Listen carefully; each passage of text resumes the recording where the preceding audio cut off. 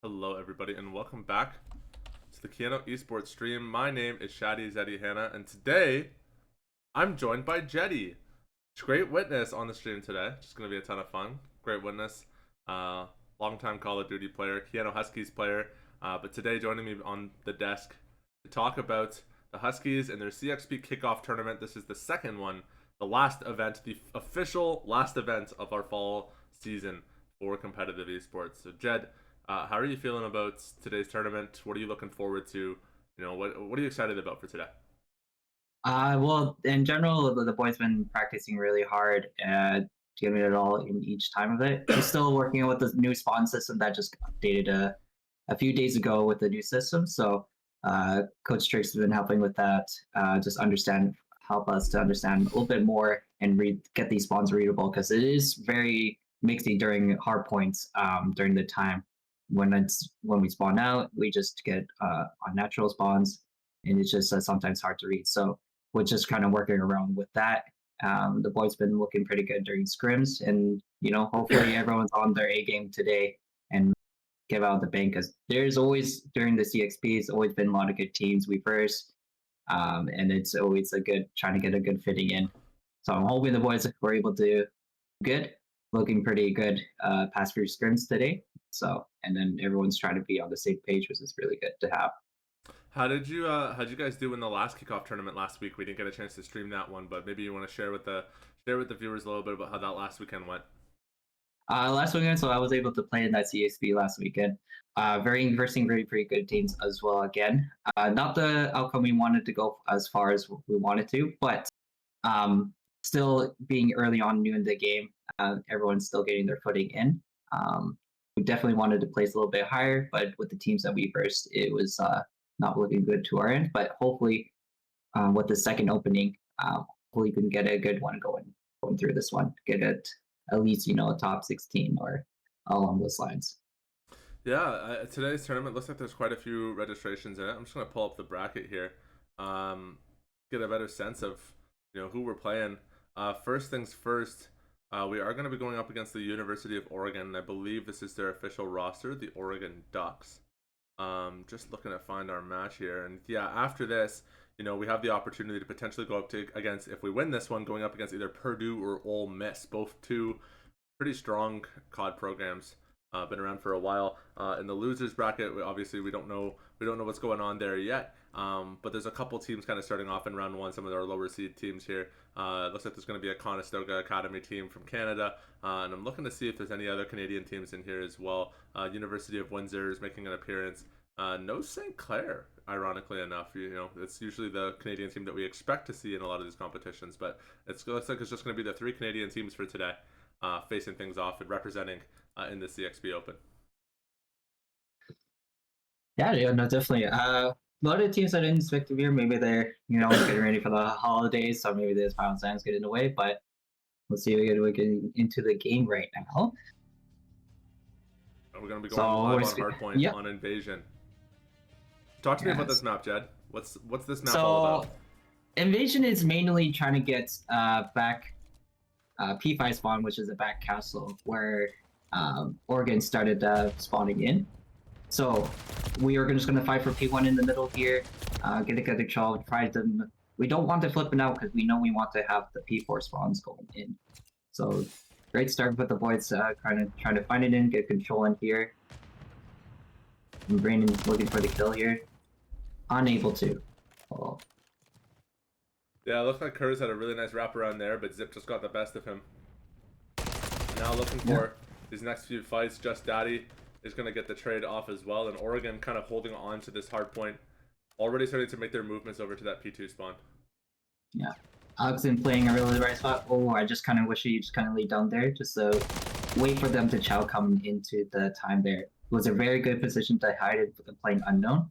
And looks like we have to end the game. I'm not too sure if either the settings are wrong or something's going on with that. Yeah, something did look a little bit funky with that lobby. I'm not quite sure. It looked a little jittery. I'm not sure if maybe there was just some lag issues or whatnot, whatever it was that the teams decided to change. I'm going to contact Coach and see if I can find out some more information. But in the interim, we'll head back to the desk and wait for some more info from the guys.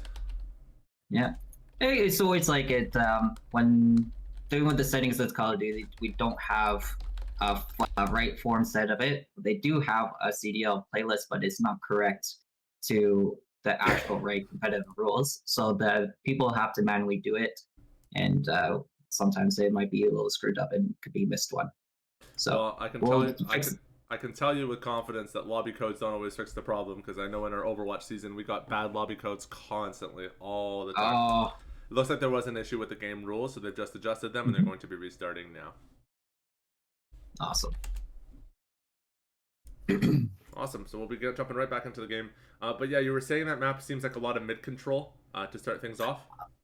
Yeah, it's trying to get the spawn control. Sometimes it's easier to hold some certain spots. I can tell you right now, the money heals that we have is definitely P5. Um, is a huge money heal to change the pacing of the game. It's very hard to break and very hard to start. But here, so it's like everyone's like doing the same routes going in. Brayden able to pick the first kill off there and able to get that control of the first P1 here. Brody looking good in the mid. Alex getting that trade off kill. Not sure what's going on with the score charts here, but hopefully that will disappear soon so we can see more of the screen to get ready Sure. for our match. And the Kiano taking a massive lead actually in this one. Oh yeah, and we got number 5. I think who's number 5? Braden. Yeah, Braden on the rotate here, holding for new. This is what we want to like to see. Tried to get that control up P2, not showing too much herself from being unknown a little bit. Yeah, this is, it looked like a pretty similar start to the last game, but Kiano just looks a lot more confident. And I'm wondering maybe something with those game rules was just making those gunfights a little bit more challenging to take. And that's going to be Kurz getting traded immediately.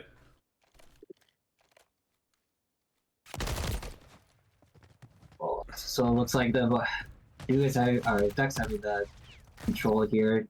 Should be good to be breaks. Make sure we got that early on picks and able to push on the hill. But Excel is able to find that kill on time. Be pretty good time to hold. The boy's able to hold that angle. Does he have the help? He does. And then now they're going to recognize the rotation here. And this is really good to have. 30, V3 is a little bit dicey as well. We want to have that gas bombs in the back where Alex is, or Shoku is. Good pick off on the new rotation. See if we get that trade off on P1 there. Yeah, Zip going for a full-on wraparound here. He's all the way on the other side, but it's going to be Exelios catching wind of him. He's going to try to hold his exits. So what makes it hard about this COD 2 now, there's not that much footsteps to be heard, so this is all info game. It's really, you need to see where the people are, and you can make really good plays by flanking and getting the pickup like just Zip did. So he was playing unknown, hard to see what the footsteps are. There's no footsteps audio, so able to play off trades and then play off angles. Yeah, there's a lot of nuance to this game that, as a new viewer or as, just a casual viewer, you won't really understand from the competitive game just how much intelligence goes into being able to play this game successfully at a high level. It's not just running around and shooting guns. It's math, it's science, it's geolocation. There's so much to it.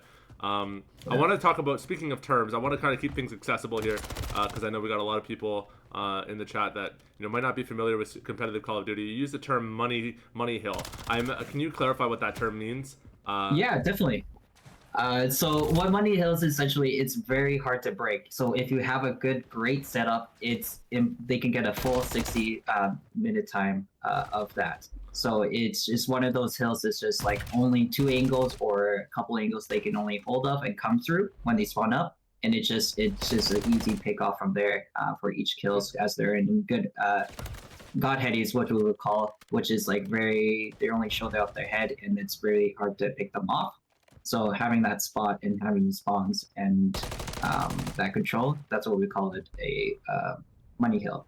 Yeah, and if I'm not mistaken, this hill right here is that P5 hill, and so far the Huskies have cashed out on their money pretty much the entire time. I think they pulled nearly the full 60 that you were talking about. Yeah, definitely. So if Brandon's able to play his life, not able to, but Alex Shoku is able to come sneak through in here and able to pick up people here, giving an easier chance for the Huskies to come through. Nice shots from Shoku. Really good play from him. He took out the entire defensive setup from Oregon, and even though they're on the point now, there's only one guy left. Huskies really can have their opportunity to break in here and start taking that score for themselves, and Shoku's going to get barrel stuffed by C-Maj, and C-Maj actually finds Exelios as well, and all of Shoku's work goes to waste off of that double kill from C-Maj. In general, it's not as bad. It's just a really good start for the Huskies as well, having this first rotation in up to 166 to 238 is very huge for the Huskies. Good start from them. Oh, it's fantastic score lead here. This game, I'm just thankful for that lobby reset. That's all I can say, because this story looks a lot different than the story we were seeing at the beginning of that last lobby. Yeah, definitely, 100% for sure, and that's why they recognized that and they're able to reset there. So now they back again with a reset, and hopefully keeping it as strong and not letting off the gas pedal here, getting all the rotations down and holding the hill as perfectly as they can, and they're doing a fantastic job with that. So talk to me. This is P1 if I'm tracking correctly. Talk to me about this P1 fight. This one's a little awkward. Yeah, and so it's going to be a little dicey coming through because there's pretty much 3 different angles that they can come through. Some windows they can shoot through as well. But if once you have the control of like mid tank, which is just in front of a so where Exel is coming through is the kind of mid tank area, having that control area is huge to have. And then inside the P1, of course. And getting the trade-off, the pickoffs, and just having your angles through these angles. Yeah, a lot of these fights on this P1 kind of remind me. There's a term that they use in Val, you know, taking your gamble, where basically you're on a site and your defender can only be in one of 2 places, and you clear it. You can't clear one without exposing yourself to the other.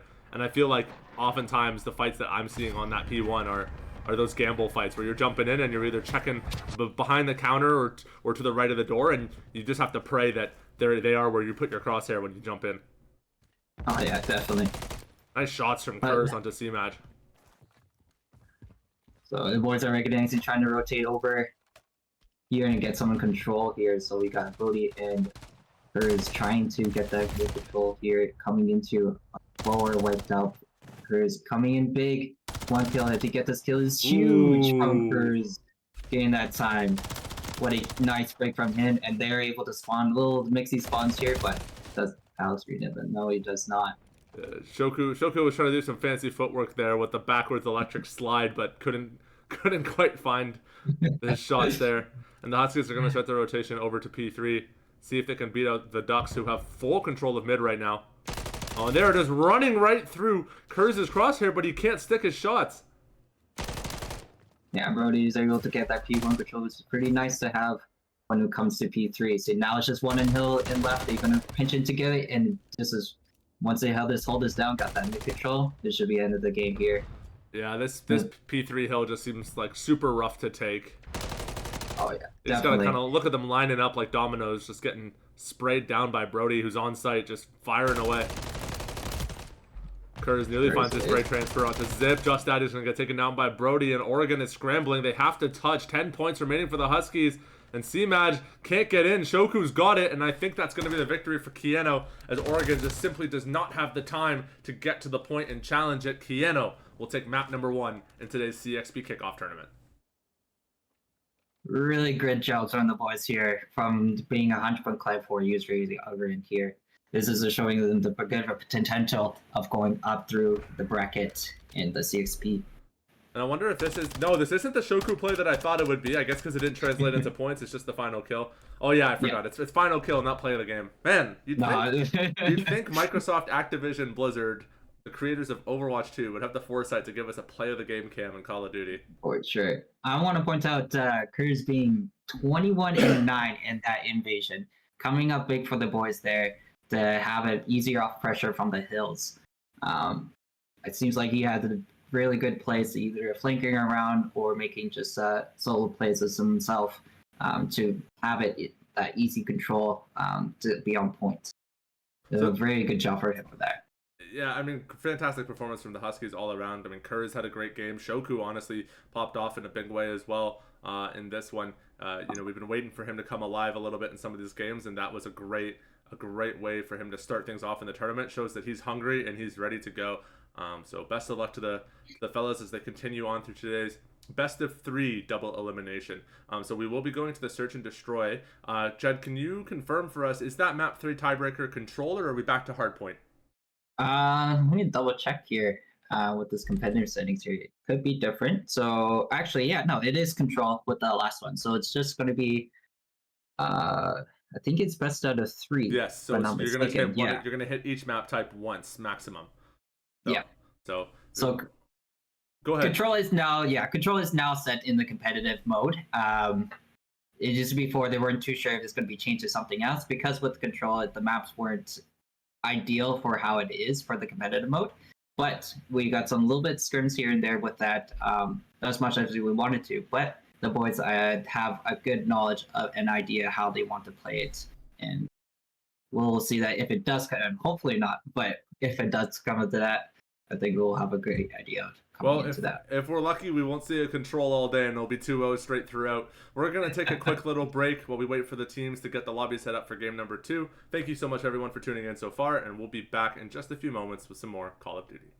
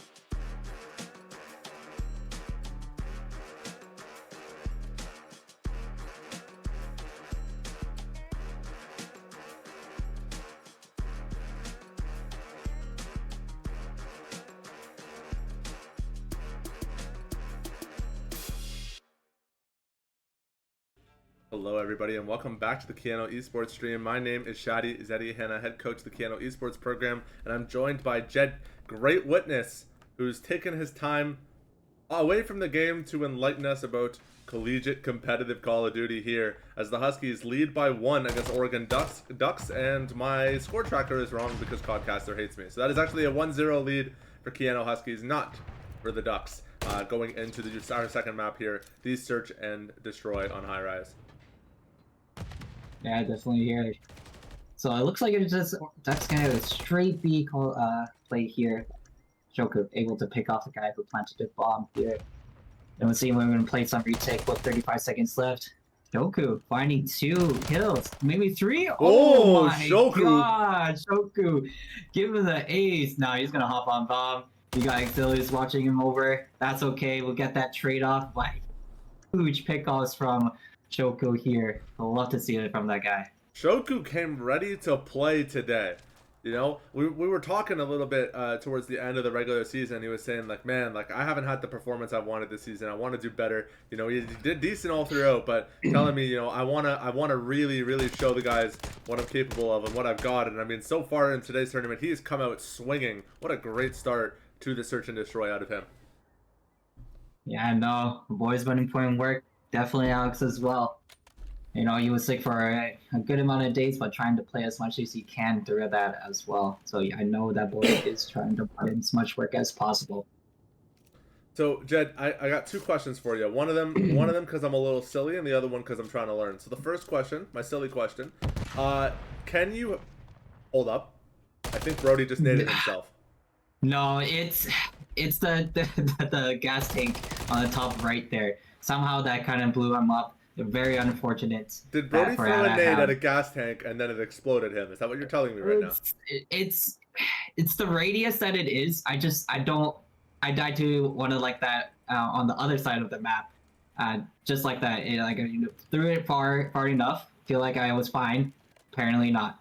So it's just unfortunate to have, but if the boys are able to get some picks over here and there, I was able to make it 2 even. I think this is going to be a great opportunity here. Goku pulling attention from both of the Ducks players. He got that nice little pickup on the flank. He has an idea of where Zip's at, and I think they know that that last guy has to be in their spawn. So it's really going to be up to Exelios to take advantage of this attention that Shoku is pulling right now. As he's going to get close to the bomb site, and then he's going to get spotted out, but Shoku trying to win his 1. Oh, can't find the shots. Can't find the shots. He's ducking and rolling through bullets. And the Ducks will tie it up 1-1. Yeah, that is just an unfortunate start from the Huskies here to have that pipe or gas tank blew up and right beside of here. And Shoku not able to shoot through the wired antennas there. I don't know what it's called there. So here's my silly question. Does the bomb, can you defuse the bomb in parts like you can in Valorant? Like if I get the bomb to half, will it retain what the defuse damage has been done? So you have to stick the entire defuse.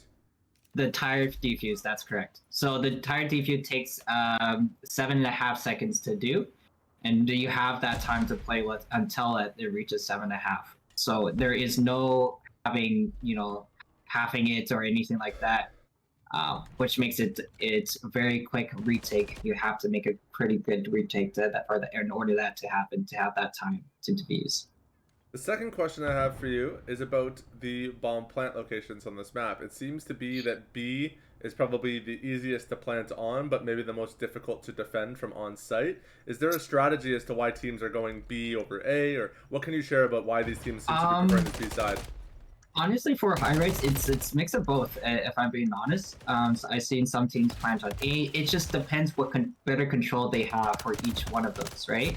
So if you have a great setup for B to defend, like kind of being pushed up, having someone down in the lower section area, then definitely B is the perfect way to kind of like, you know, either to hold or defend, or if someone puts more players to A, then it's going to be easier to take over.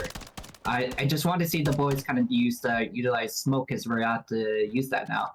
Before it was D8, which is Gentleman's Agreement, where we weren't able to use it in MW2, but this one, we see it in competitive play already, and then let's see if the boys can utilize those as well. So we can see Curse having in his tactical slot having a smoke with that. So the boys will be using that, and you will see some plays it can create.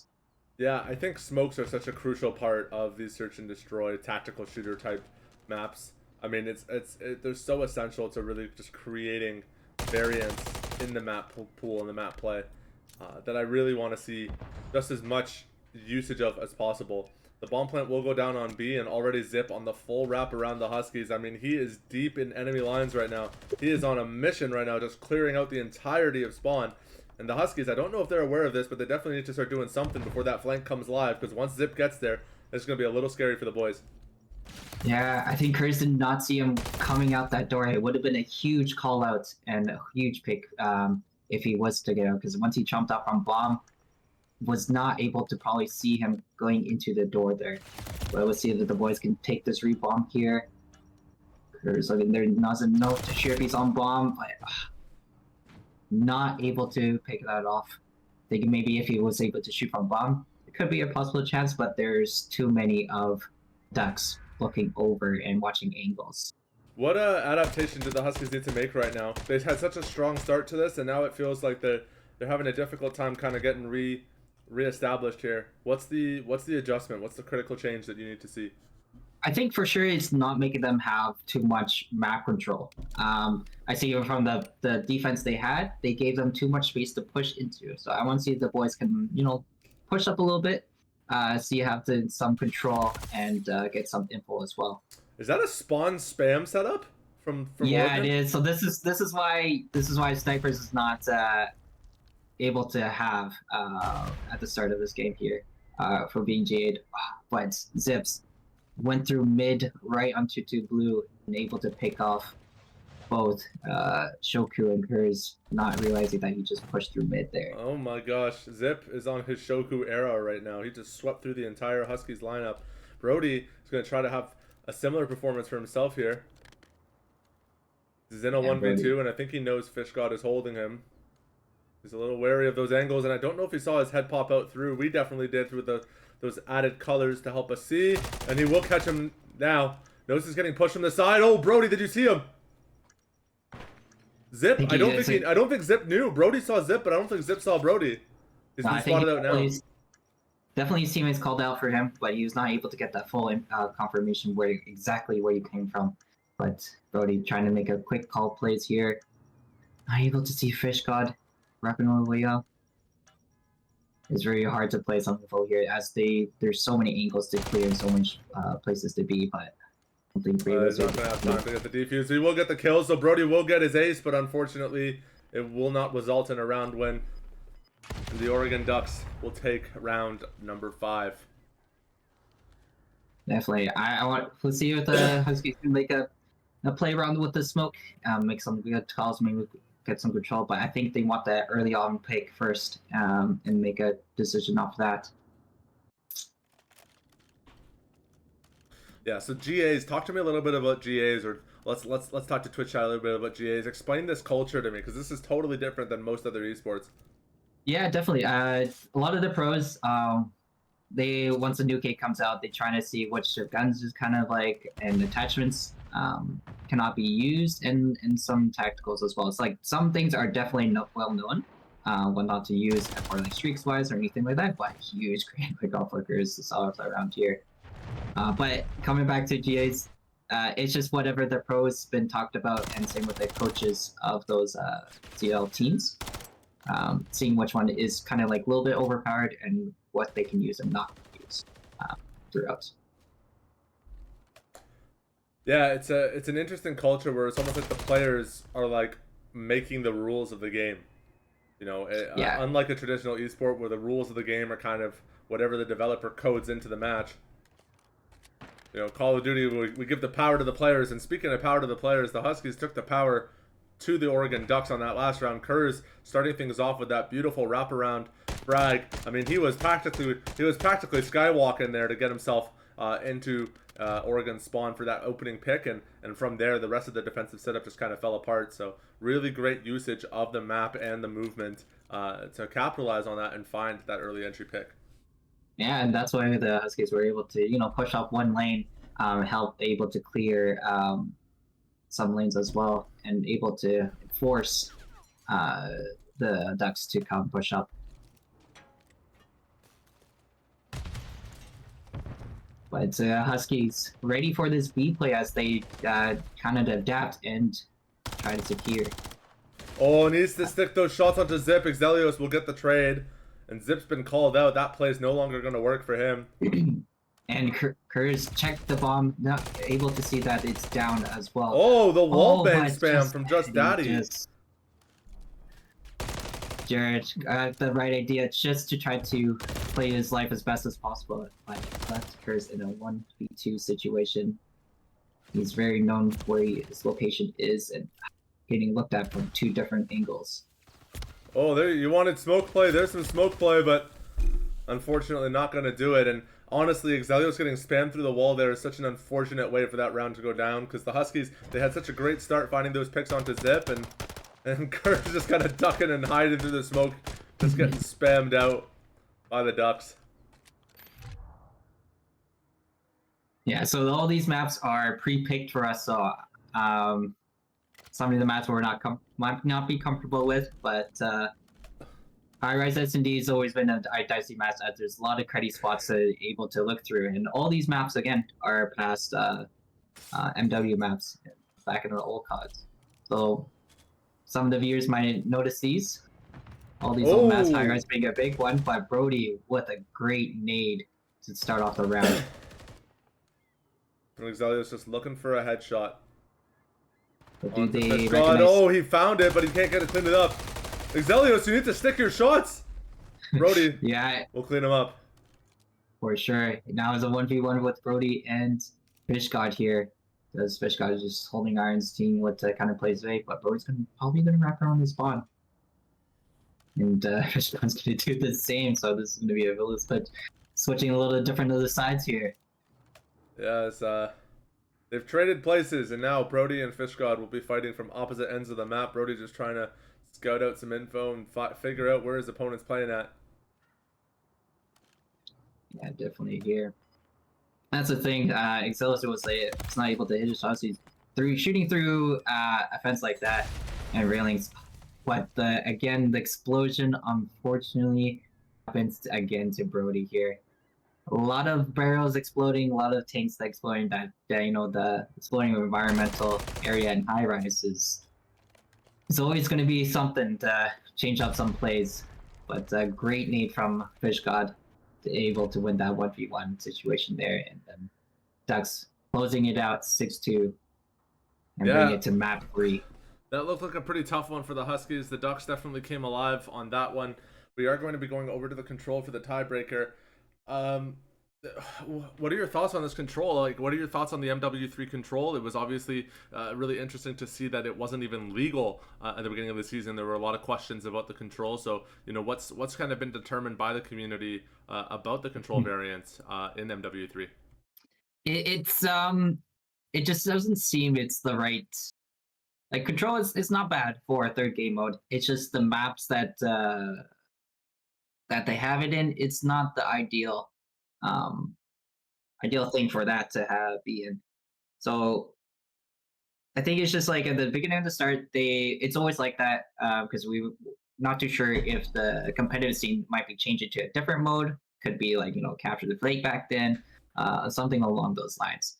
But just they have to see which one of kind of maps it works out with, and then teams were not able to practice and with that as well. Do you think there's a world where instead of control, the CDL takes on a different map variant for that third map? Is that ever possible, do you think? It is possible, definitely. It just maybe depends on the determining on a different kind of COD. Let's say for when Jackbacks was added in the competitive play in, let's say, Advanced Warfare, right? They changed that third game mode to uplink, and then even the past CODs way back then was capture the flag. So they're just trying to, I guess, see which one works out, which one doesn't. Just kind of overall.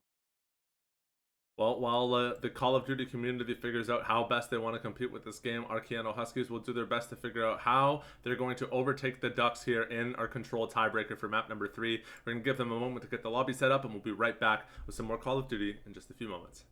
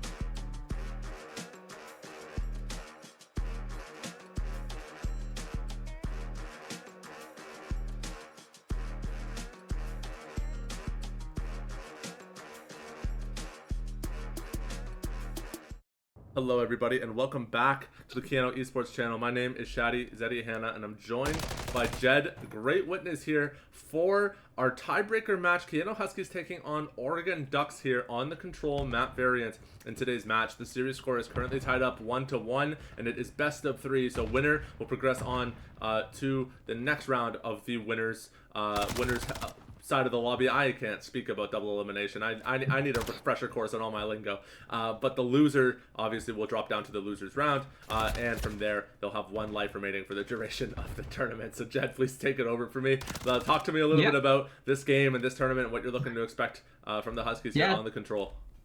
Yeah, definitely. Control is it's like capture and defend. 2 bark zones. You got A and B within the map zone there, and so they have to. The people who have to capture has a time limit, and we have to capture within those time limits as well. So they'll get an additional minutes when they do capture a full point, and then the opposing team has either a limited all of them or my god, Brody with a huge 2-piece there. Sorry, you were cooking on cast. You were cooking on cast, but Brody was cooking a little harder in game. Sheesh. Yeah, Brody's doing 6-0, have a streak already. Man, he's trying right now. Guy's got a gunny, man. I don't know what else there is to say. That was fantastic. Great spray control from Brody to find the 2-piece there. Kurz tries to replicate what he saw from his IGL, but just can't stick that second shot, and Fish God will get the trade. And the Huskies going for this classic concede 1 site strat on the control map. It's something I've talked about a lot on broadcast, and Jed, you know, maybe now that we have you here, we'll get a little bit of an insider look into why this strat is so successful. But it really seems to be that giving up one of those sites and playing your lives for that second site more often than not on some of these control maps is just better. Can you talk to us a little bit about why that is? Yeah, so like once they kind of recognize they have full control of one spot, it's better to just not force that to go in and get that other, get that control back, because then you're just giving up a lane and a position that you could be better in to suit for the next point. But the Huskies doing a very good job holding B right now, getting to that control of the areas they need to be. So you got top red there where Kurz's is right now. You got Brody holding the back, Jug spawn there, and then everyone just watching their angles. Yeah, I mean, I think another value that I've noticed, and I mean, you can correct me if I'm wrong here, another value I've noticed is that you're able to play the life pool better when you're the defender and you give up that 1 site, because your opponents, they're going to have to force into you, and as long as you're able to hold your ground, you're going to win the life advantage. And if you look now, no respawns remaining for the Ducks already. They're basically just walking into the grinder here, and I don't think they're going to be able to do it. As we see C-Match and Just Daddy, the last 2 alive, they're trying to walk through the Huskies to touch onto this point, but they're just going to get shot down. Just Daddy can't even touch, and Keanu will take the first round here on the control. What a brutal start for the Huskies. I mean, they just decimated the Ducks on that control defense half. This was just great gameplay from the Huskies in general. It's a little hard to defend, but having that B control is huge, and the boys did show up well for that, to have that control and not making it easy for the Ducks to come in. And that again, the life advantage they're just coming in 1 by 1, seems like, and they're just picking them off really easy. And again, you see Brody 11-0 right now. Jeez! Huge round from him, and Kurz, 12-5. Boys have been sticking up together, and everyone else is doing a very great job, either playing info and playing their lives and playing angles as well. Great job on Zigzag's axis. I mean, just look at the streaks that Brody has been able to rack up here already. He's already got the cruise missile. He's already got the airstrike. Like, I mean, the crazy thing about COD is that those advantages snowball like crazy. Like, you get those first few kills, you get that early streak, and then that streak just leads to more streaks, which leads to more streaks, which leads to more streaks. And it's a very momentum-based game that you just can't let your opponent, you can't let them do this to you, Oregon. What are you doing? You can't let them run you like this. Oregon just seems like they're coming down. They're just giving up A, and it's trying to get that B control already. But look at them bunched He's up. He's on a 13 right now. Shut him down. What do you mean? He's gonna get a nuke before this is over. What are you doing? The funny thing is that there's only 1 streak available to use. They just choose higher streaks just to make sure they don't actually use the lower streak of a cruise missile. So Again, this like the other streaks you see on there. Unfortunately, the higher one than the cruise right Oh now. my It's god. Those are unable to GA use. two? Yeah. What's even the point of playing this game if you can't even use half the things in it, Jed? What's going on? What's going on? You got all this And cool they're just stuff. You can't saying- use any of it. No, the streak stars, a lot of them are too overpowered to have in the gameplay. If someone's popping off like Brody right now, right? Can't even call it chopper gunner, you know, of course, like all these kind of things can be too overpowered to have. But Brody, playing his life.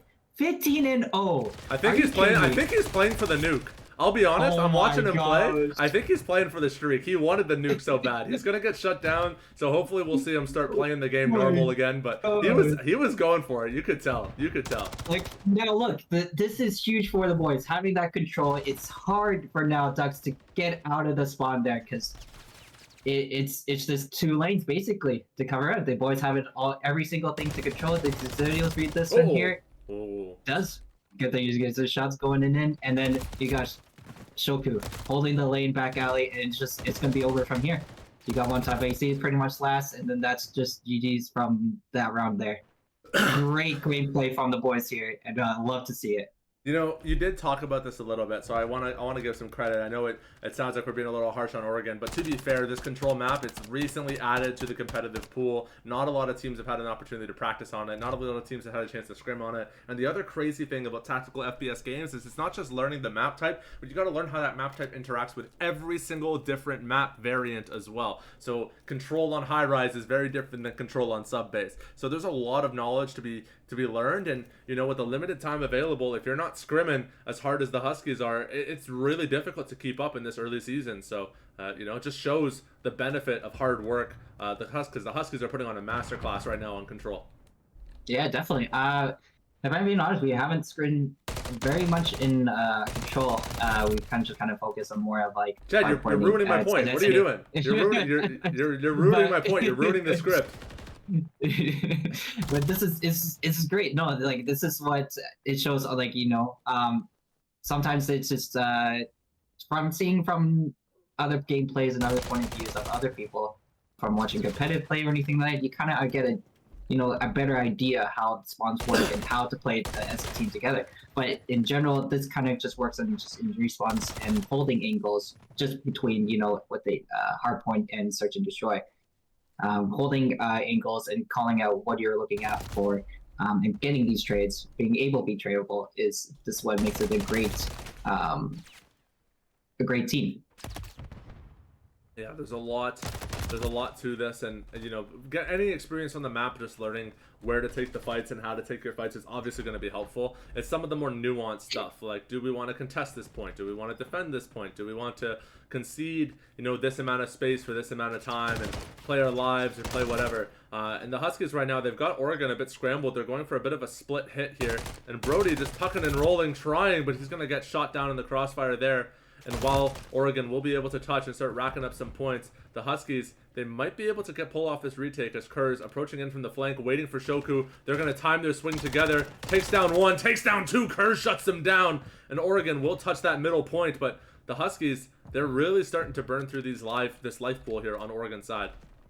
Yeah, definitely. I like how the boys kind of like recognize that weren't going for A right away, and they just had to adapt to going to B and getting that control back. So here they're rotating over. Great kickoff from Kurz here to get him off the time here. But do they recognize number 3, Fish God, coming in the back of times? They're kind of like rushing times since Ducks only have 7 seconds left to get on the point and capture at least one of them. And that should be it for the Huskies. Oh my gosh, never mind. It's gonna be C-Match touching mid. This is a crazy game, an absolutely crazy game. The Huskies, they nearly have it, but if Oregon is able to hold on to this point and complete one of these 2 sites, they can actually turn this around. Brody will find the cruise missile for the kill, and that's gonna wrap it up. Brody putting that 15 kill streak to use. He's gonna wrap up the map, wrap up the game, and wrap up the set. Keanu will progress on to the next round of winners. If I'm being honest, I totally forgot Brody had a streak available in his back pocket, but great usage of that to, you know, with only like 1.5 seconds left for the Ducks to be able to, you know, play with. 24 and 5. Sheesh. That's, The game that's and crazy. Chris, that is crazy. And Chris almost like 40 pots too. Wait, Kurz dropped When- 37. We were too busy talking about Brody. We didn't watch Kurz drop a 40. What is this? That's crazy. Chris just going around the map, making it very dicey and easy for the the other boys to just to hold lanes and everything like that. So a lot of work in just in the Husky in general to close that round off and just close the map off and the whole series too. That didn't look like Call of Duty. They looked like Stardew Valley. It was a farming sim out there for Brody and Kurz. Just running around, racking up KD, adding stock to the bank. Great performance from the Huskies here in our first match. And since this did go the full 3 games, I imagine we'll have a second match coming up pretty shortly here. It's a long day, so I know the teams are going to be eager to get into their next match. Jed, I'll kick it over to you for any final thoughts before we cut to a quick break, waiting for that second match to get announced. The second announcement is already happening. We've got Purdue versing next, as Purdue advanced it from their game against, I think it was Old Miss they first. So great series overall. The boys just needs to pick it up in an S&D, like as their response was great and showing from the gameplay that we have right here. Overall, just great, huge gameplays and from each and individual players as well on the Huskies. Yeah, everybody I think had a performance today. We saw Shoku pop off on the SND. We saw Brody and Kurz go crazy on the respawns. We saw Exelios holding his ground as that anchor player. That dirty work player, I think as Chase likes to call it. Really good stuff from everybody in today's match, and I'm looking forward to seeing the next one just a few moments here as soon as the players get that lobby set up. Thank you everybody for tuning in to game number 1, and we'll be back after the short break with Keanu versus Purdue in round number 2.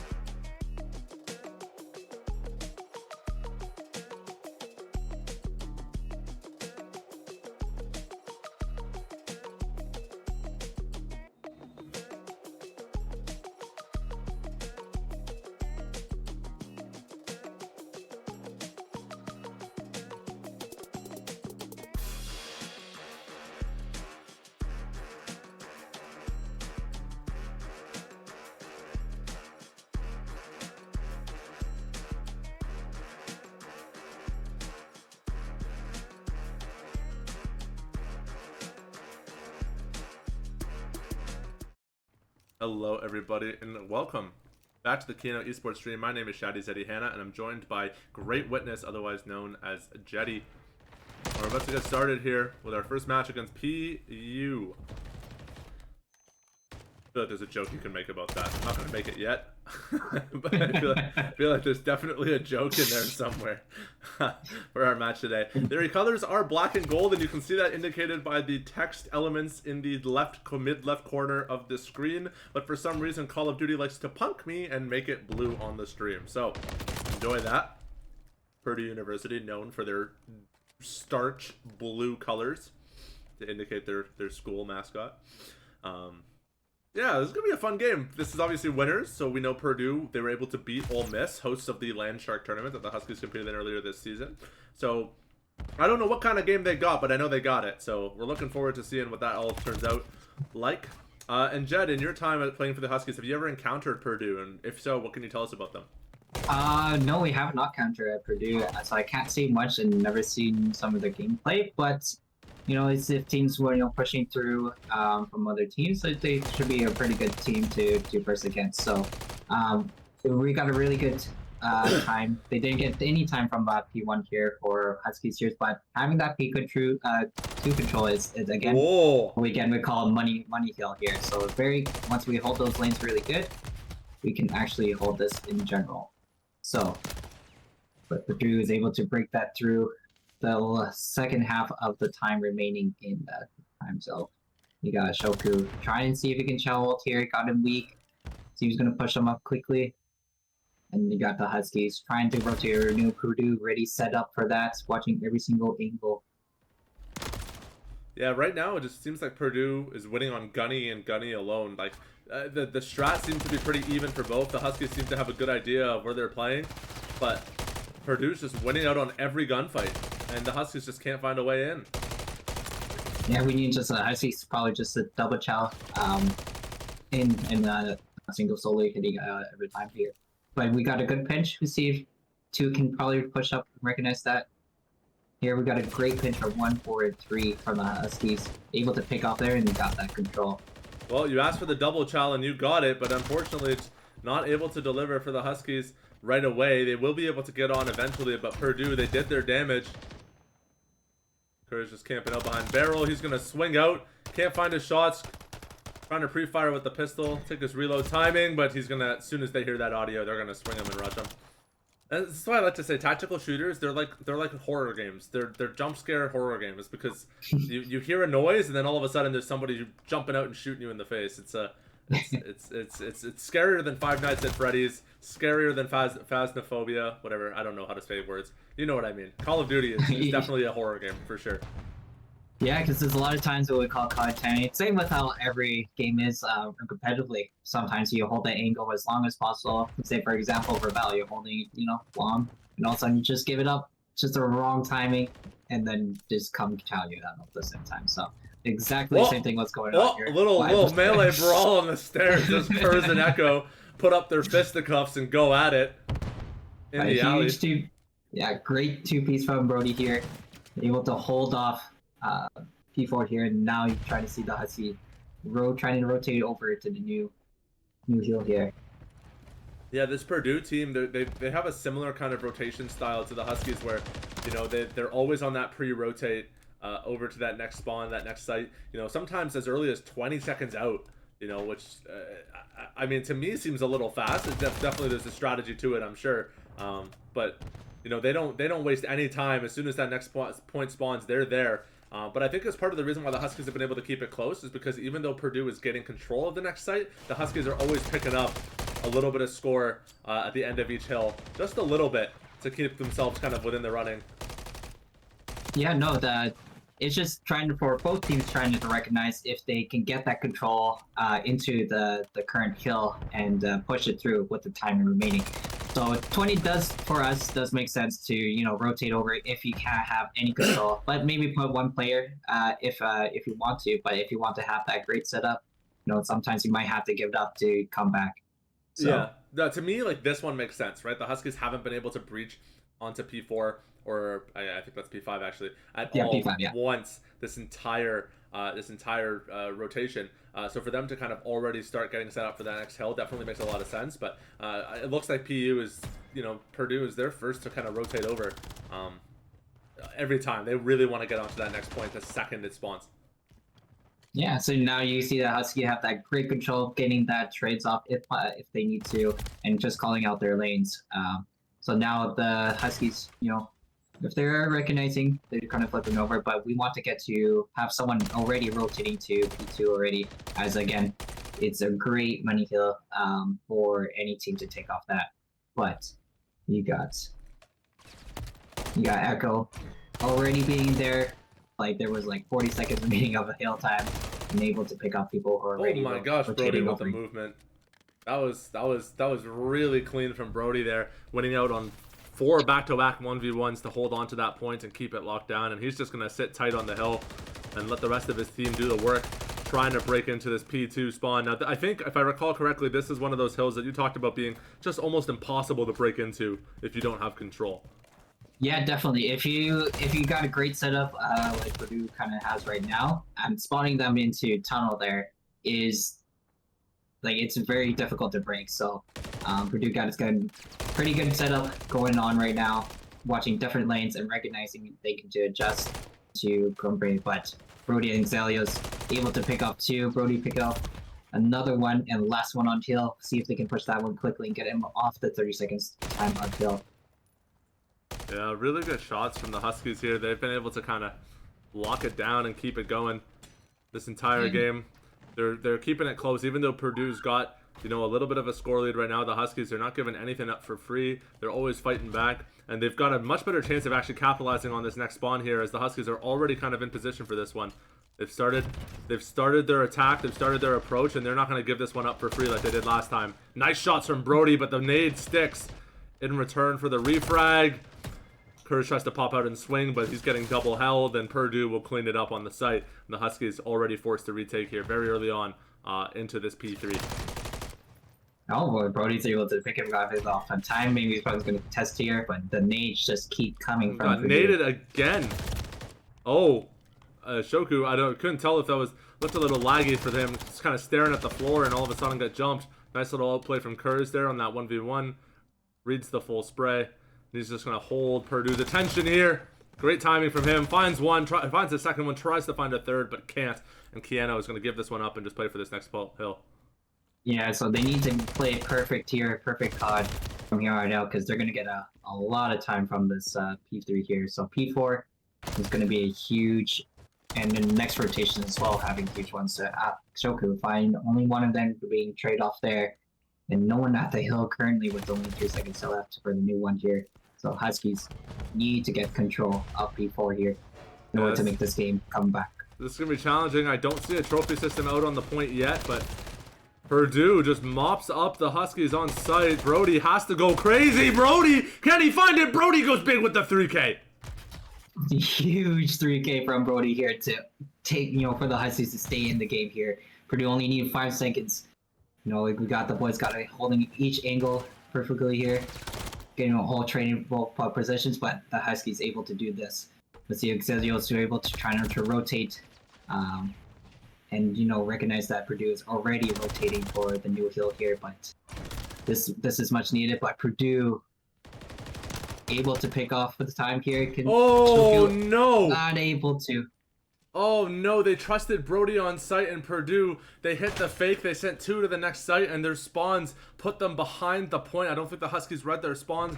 They spawned up behind the site. They double swung Brody for the clear, and Kurz, trying desperately to get back to touch, jumps in just as it hits 249 to 250. What a tragic way to go down in that map. Our Huskies it was just the second rotations and the first rotations as well, not able to if they were able to get that good control of P2, maybe it could be close to will. But overall, the Huskies try to put a great fight and try to keep it closer to the end. Yeah, I mean, Purdue definitely looked like they were in control the majority of that game, but the scorer did not showcase that. I mean, the Huskies, they were able to find some really good plays. A lot of their plays, I think, were really just getting points off the back of Purdue abandoning their site too early. So recognizing those timings and taking them, but they just couldn't capitalize on that execution when it came to recontesting for the hard point. So Purdue definitely knows their respawns. They definitely know their hard point. We're going to see how they fare in the search and destroy, the only non-respawn mode in the competitive format right now, in the next map. We're going to give the team a second to get that lobby set up, and then we'll be back with some more Call of Duty for game number 2 here in today's second round of the CXP kickoff tournament. Clear.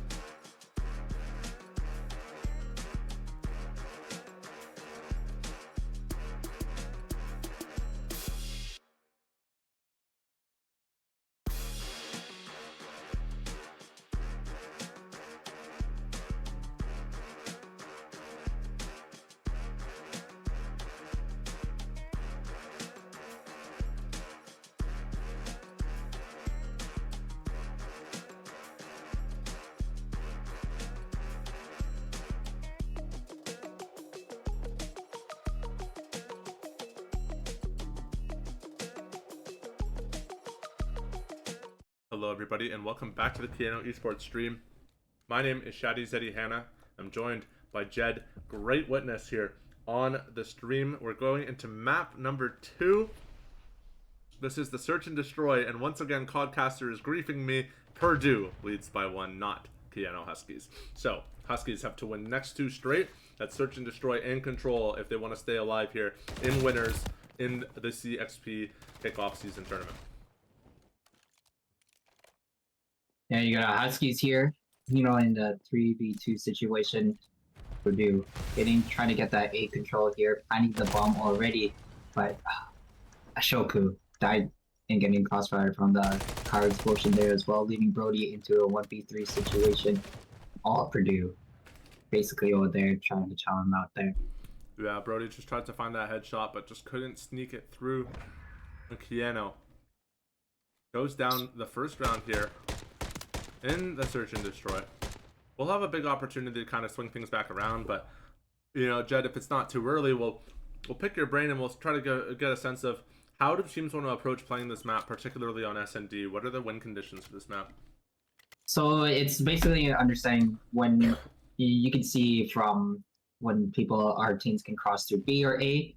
So recognizing, knowing, and when how much players are going to be putted towards B can change the outcomes of how we want to play it or anything like that. So it's basically having that control of like A Street, which is the bottom as well, and then B Street on top. So once teams are able to get that good control and utilize these smokes to make some plays, we're able to, see where we want to go with that. But Purdue able to pick 3 up us off already. Brody again into a 1v3 situation here. Yeah, Brody left alone again, gets his first, but just gets taken down by Purdue. And honestly, it just seems to be a gunny diff right now for a lot of these interactions. I mean, there's definitely some map play involved for sure, maybe that I'm not seeing, but a lot of these 1v1 fights, they're pretty even 50-50s, and Purdue just seems to be winning them more often than not. So definitely, I think a big improvement for the Huskies is just taking the time to make sure that they line up those shots and win their ones, so they can open up that space in the map. Yeah, no, it's definitely a big swing if you get a first pick off, a first blood off from teams like this. Just understanding, and now the Huskies recognize that they are forcing the B Street here, rotating now and holding some lanes here, but want to see 5 Exilios probably see through mid-cut here. We can get some info playing cross over here. But Shoku tried to make a wraparound. Purdue, having someone back there able to read that spawn, that could potentially have someone wrapping around. Brody having info, trying to get bomb off, but not able to. Purdue getting that plant site, ball plant down on site there. Yeah, just unfortunate for Brody. He just couldn't clean up the kill there. He had a good angle to get some warning fire down, but not enough to wrap it up. We'll find one. And this time has Exelios to fight with him, so a 2v3 is definitely a lot more playable than a 1v3. And as I say that, Exelios gets taken down. Brody, once again, last alive, tries his best, but Purdue will take him down, and Purdue running away with this SND up 3-0 right now in this match. Yeah, it would have been huge if Brody was able to pick up that guy off bomb, but he was just not showing too much for Brody to pick him off there. But Brody is able to get that plant side down, and now the Huskies have to try to force that kind of retake, and not able to get that there. But hopefully the Huskies can take this back, able to make the score even tied here, 3 rounds straight. Keanu now back on attack, and oh, Echo just spamming down Brody. That was crazy, just shooting bullets straight through mid, and they just happened to find a headshot.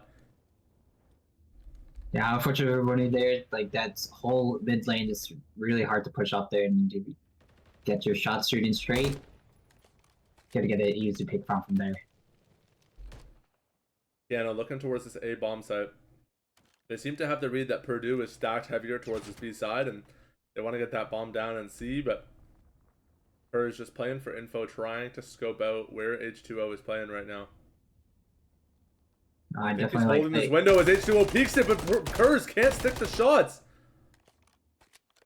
Man, a lot of wall-bang shots going from there. Him playing his life, just trying to slide through each time. I hate to keep saying it, but honestly, it just feels like a gunny diff. They know exactly what Purdue's trying to do. They have the players in mostly the right positions to take those fights. Shoku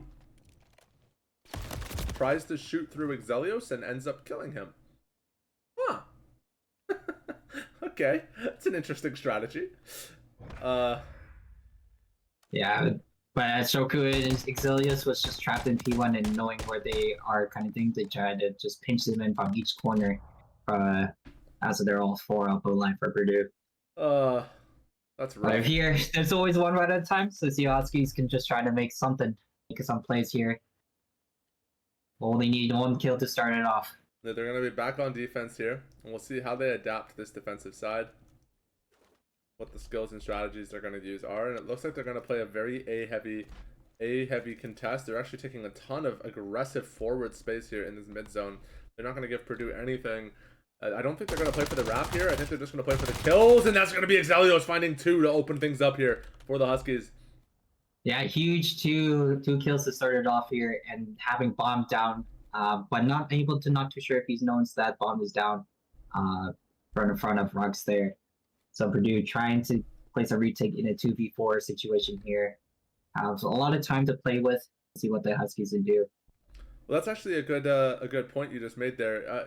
You know, COD SND is not a game mode I've had a ton of time on. Does it notify you when the bomb drops? Yeah, definitely. It's just like it's a visual IQ kind of thing. It just have to see if you can see it. If not, then but leaving Shoku in a 1v1 situation here. Purdue grabbing through mid. Shoku, see if he gets good timing from here. Whoa! Not able to see. Oh no! Called out by Purdue.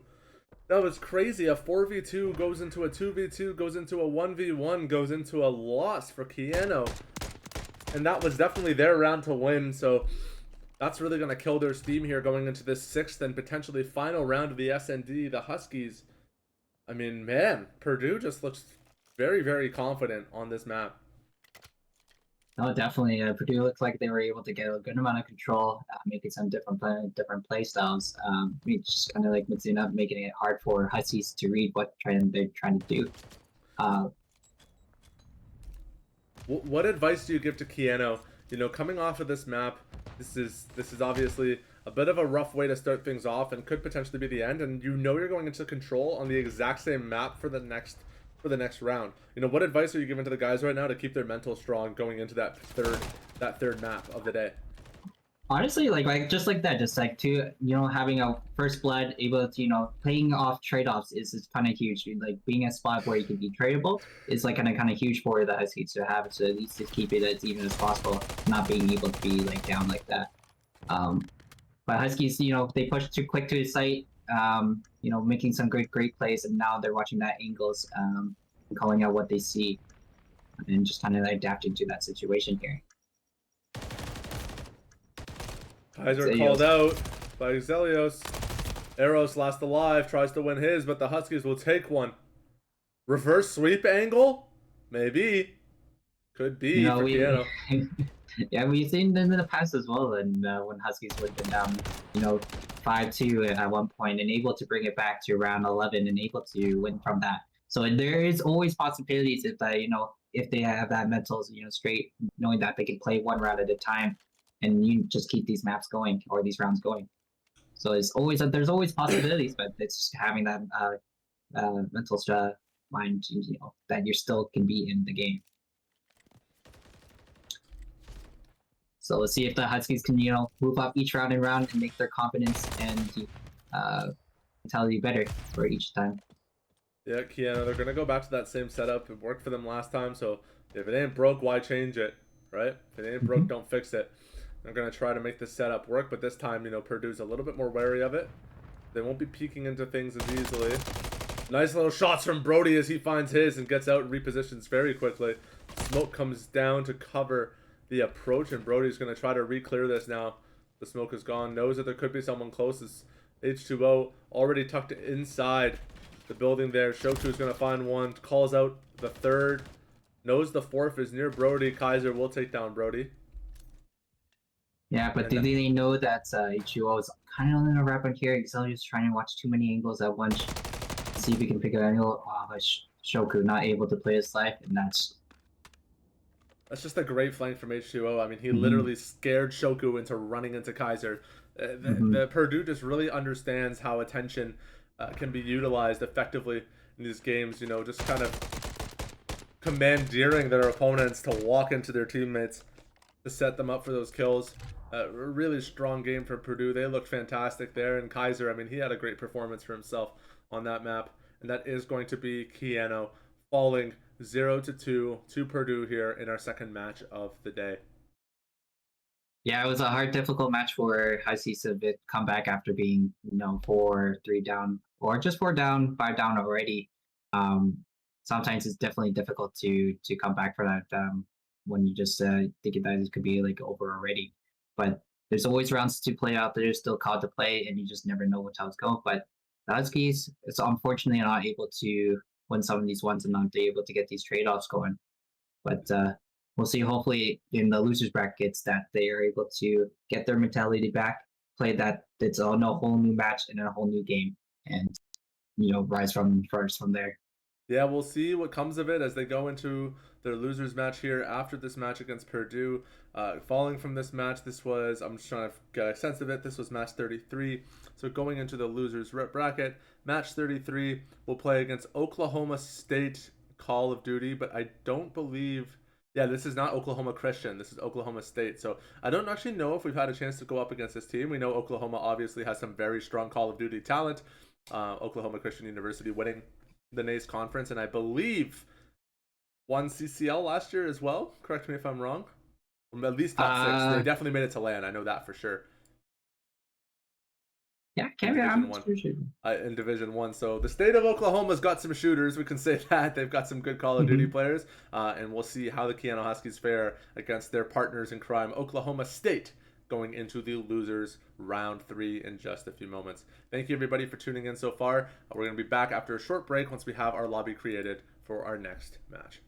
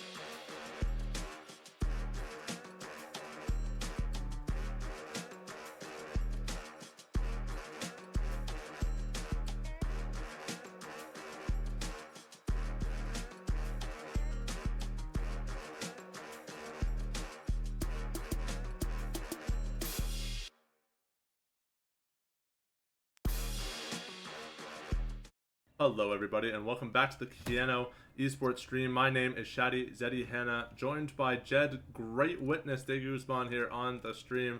And we're about to get started with Kiano Huskies taking on Oklahoma State University in round number 3 now of the losers bracket. So Kiano, no more second chances. They've got to go hard and fast and strong for the rest of their series here tonight. Yeah, definitely here. This Oklahoma State seems like a pretty decent team as well, coming out from the losers bracket. They had a good, seems like it could be a good start here. We have Subbase here going in from P1. This has always been a dicey map. Now with the new spawns going in, it's going to be a little bit different for the Huskies to adjust to. But it's still better readable spawns as they've Call of Duty has fixed the game a little bit more in each time with the updates. Well, Jetty, seeing as you are the sub-base king, talk us through this map and how the Huskies need to play this if they want to be successful here. Yeah, like most of the hills here is getting that top third control. Is one of the, biggest thing of having that. It's just mid control a lot of the times. But for P2, we want to have that control of inside, recognizing where they're spawning, because they sometimes only can spawn 3 different spots here. Back of a P3, back of P5, and then just kind of like unnatural spawns or that they just can't, people can't spawn in. So, we want to get that P3 spawns where Curse just spawned in. We'll see if we can get a good break from here.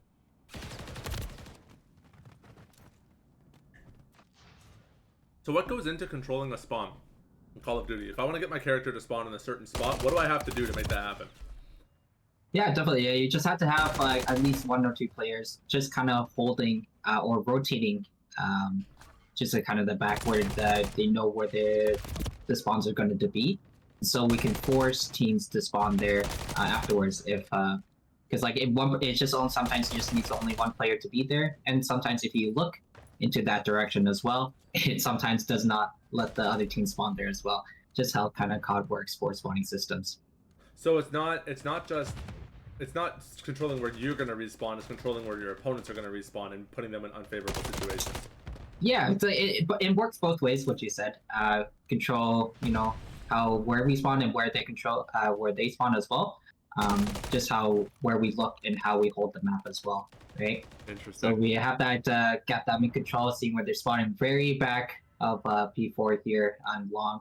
That's like what we kind of needed. So now we would see the Huskies rotating already here. Zil is waiting for his team to come in to help him chow out here. Well, there's a Zelios. Oh my gosh. Look at Jeremy go. To after getting stunned off like that. So great help from the team from top third as well. Now watching the mid here.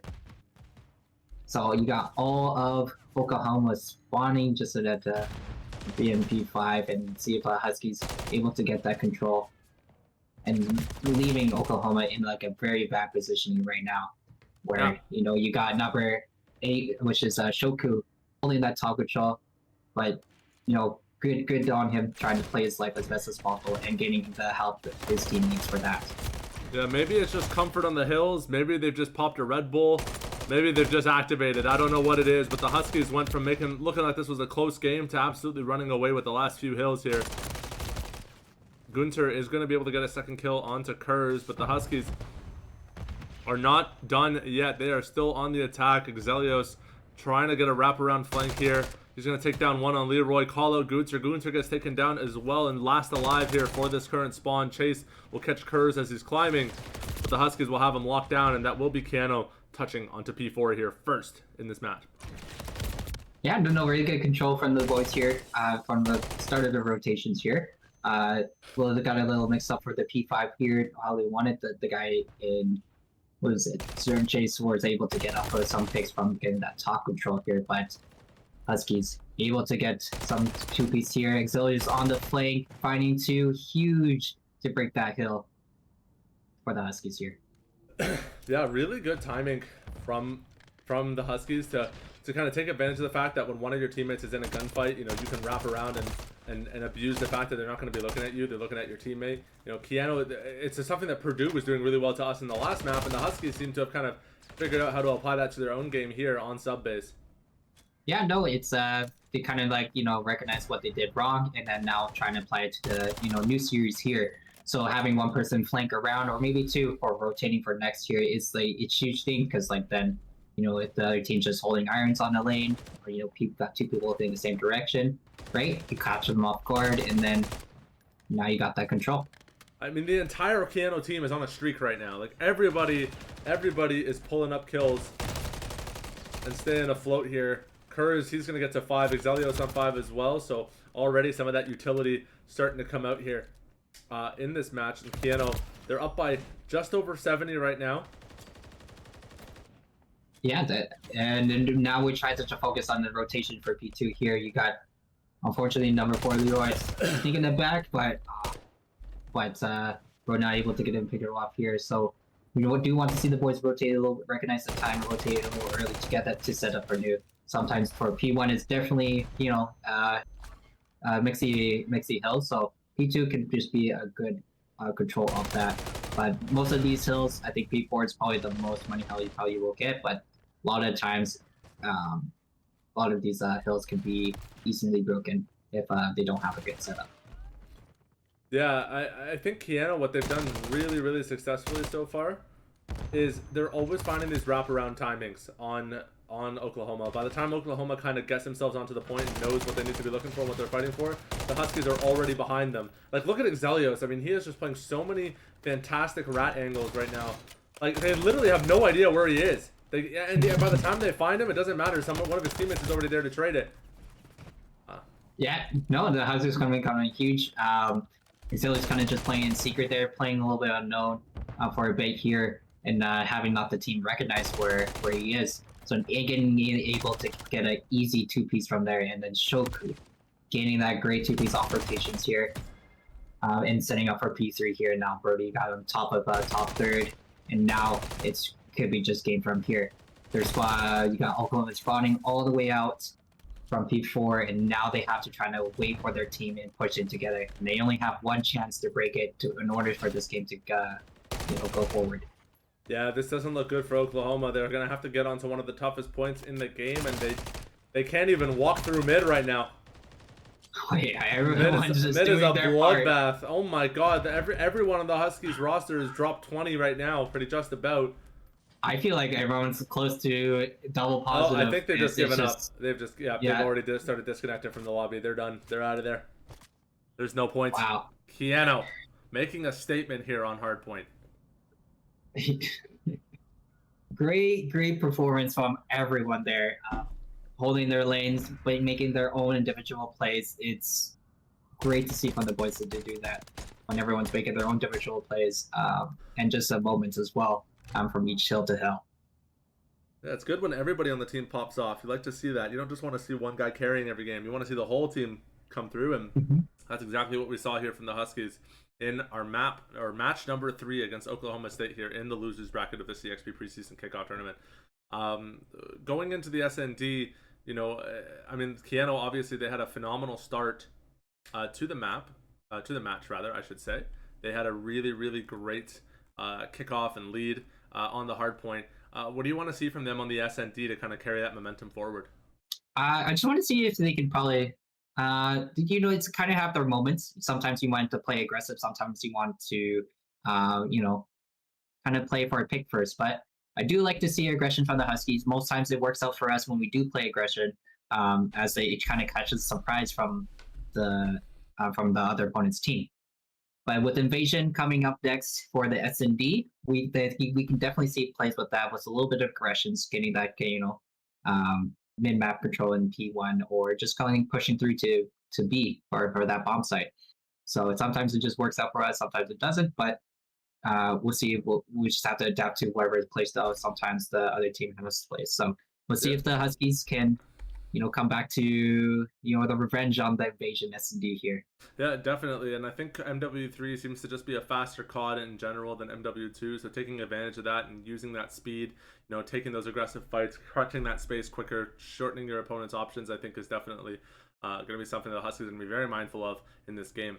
We're going to cut to a quick break before we get back with the search and destroy as we wait for the lobby to get totally set up. We'll be right back here with the Huskies potentially moving on to round number 4 after this map.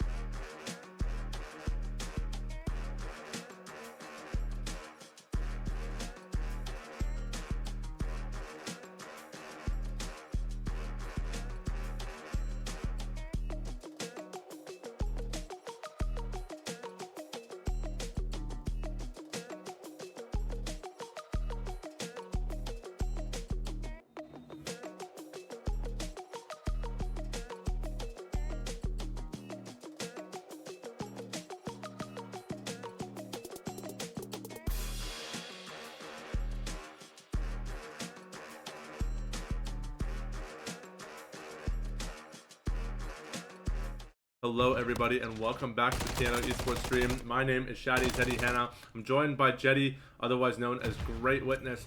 And we are just underway here with our first round of the Search and Destroy Piano Huskies versus Oklahoma State University. Huskies lead by 1, despite what Codcaster is telling you. Lead by 1 here in this match. So it's going to be up to Piano to kind of maintain that momentum forward and see if they can close this one out in a nice 2-0. Yeah. So it looks like they played Huskies made a good aggression to push out A straight here, and now we've got like a 2v2 situation here. Got some trades going on back and forth. So Huskies try just playing retake here. Seeing if the team might go B, they'll play retake B, but they're gonna hold out A here. They'll see what they do, but the Huskies rotating a little bit too early, not really realizing that they're still there. And if they were to hold that, maybe they were able to get that secure offside. But Alex leaving a 2v1 situation here, knowing where both potentially can be. This is a little bit scary for Shoku as he's trying in this 1v2. Definitely has the ability to do it. Yeah, got some little bit of time to work with 25 seconds left here, but just needs to at least get a pick off and play a little bit aggressive, and then now he's able to play it off. Unfortunately, it's not work out for him. Yeah, Oklahoma State will take the early lead here. No, Husky was doing a very good job, just holding one bomb site there, but it was just unfortunate timing that they think they're ready to rotate to B and try to get that early rotate off of them, but didn't recognize that Alkama made a good play himself, just coming back to it and got good timing on them from rotating out. Yeah, I mean, it's hard. It's hard because sometimes you have to be worried about those flanks, especially when all day you've been getting flanked on. But it just seems funny to me that the exact moment that Shoku turns around is the exact moment that the guy pushes through. And we say timings, especially in Valorant, we say Valorant timings. COD, I guess you call it COD timings. It's the unique concept, right? Unique naming there.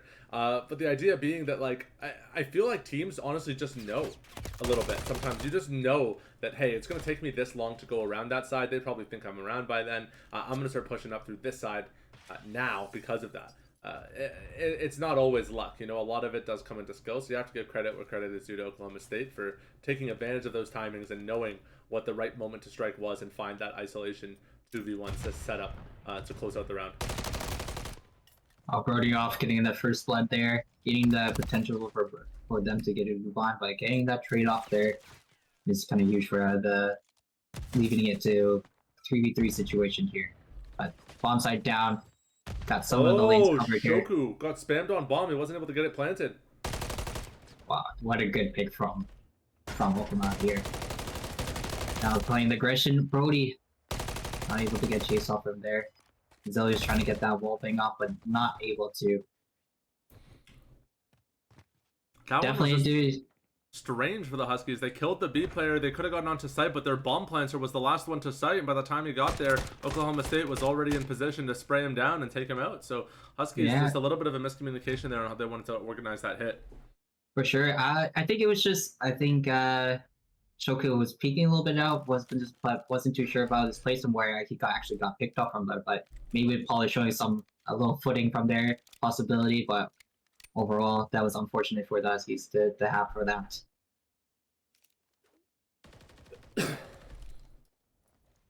But down 2-0, but not out yet. The Huskies can make round-offs here and see how they play off here. So Huskies recognizing that potentially rotating off the B, but see get that holding their lanes pretty good here.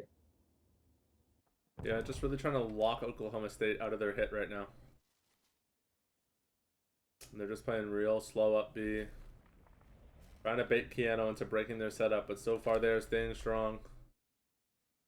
Yeah, everyone's playing info right now. As again, no one can really hear any audio footsteps as everything now with the Cobra sneakers. It's kind of the new perk for us, as people might know, kind of the ninja book here. But Exilia's getting that timing, not able to see them cross there.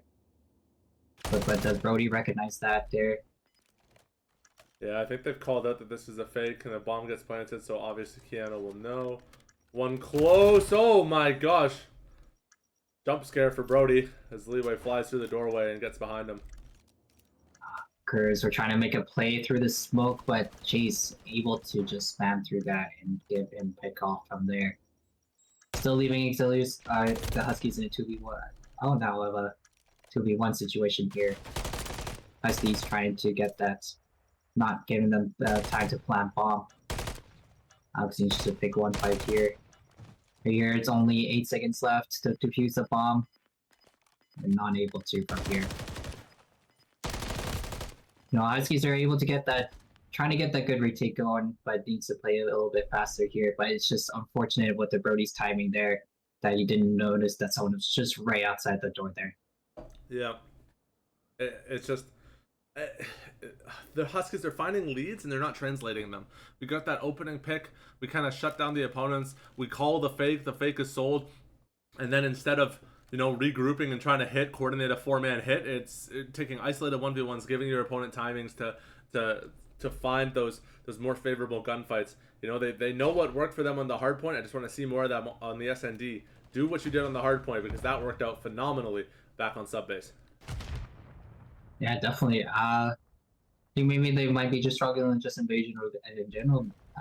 I'm not too sure what they can try to do. Yeah, it's a good point. Yeah, just trying to try. The map has just been tough for them this entire series. Let's see if Huskies can make some. There's still a lot of rounds to be playing led with, so this will be a huge round for the Huskies to have that, getting that momentum back and taking this potential map win as well. Pretty aggressive defensive setup here from Oklahoma State, but Keanu is going to start pushing their way in and forcing Oklahoma to respond. 2 kills now. Gunter tagged out as well. He's going to be forced to reposition here. And it's going to be Serum trying to defend this B site plant, but Huskies will get the bomb down. Toku taken down. Brody will get down Gunter, and it's a 1v3 for Serum. Yeah, definitely. And now they're coming in with a pinch. Kurt's playing in a great spot as well, and play trade-offs on there, and then recognize where the last guy is able to close out that round pretty easily. Yeah, some nice shots from Exelios. I think he got 2 on the round. for himself there. Good performance from him to put the Huskies on the board here in our SND. Mhm.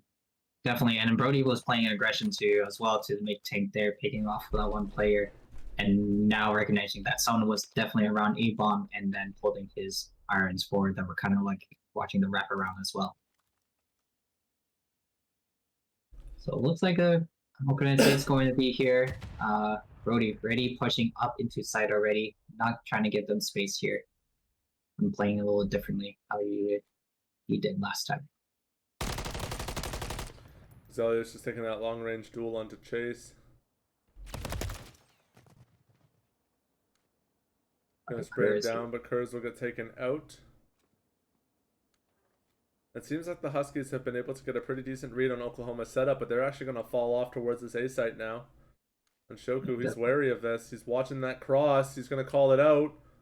And I think he saw it, because look at this rotation from him. Chase coming in through alley. Shoku will catch him out. Oh, 1v1 on tank. I don't know if he's crossed, though.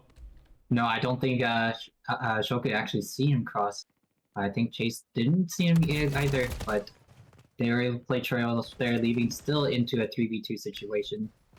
So hopefully they give it a take back, but now it's also now in a 1v3 situation, unable to get that round win for them. Yeah, Shoku's positioning, I don't know if he just didn't see or wasn't at a high enough vantage point to catch that mid-cross, but he looked like he was trying to do the right thing, but just maybe mechanically didn't execute it properly because Oklahoma kind of just walked right through him down that midline, and that flank from Chase really distracted him and threw him off guard, gave Oklahoma the opening they needed to get onto site. Yeah, the Huskies here, it's got a lot to. I think they just seems like they're watching too much of this. Once giving them a good amount of timings for the Oklahoma to come and cut through. You got Shoku was trying to watch the cross a little bit. Not too sure if he saw the timing of that. And now he's just kind of playing all of mid, which was by himself. So the Huskies weren't able to notice that they wrapped back, but kind of leave Shoku in by himself, trying to hold down mid by himself there.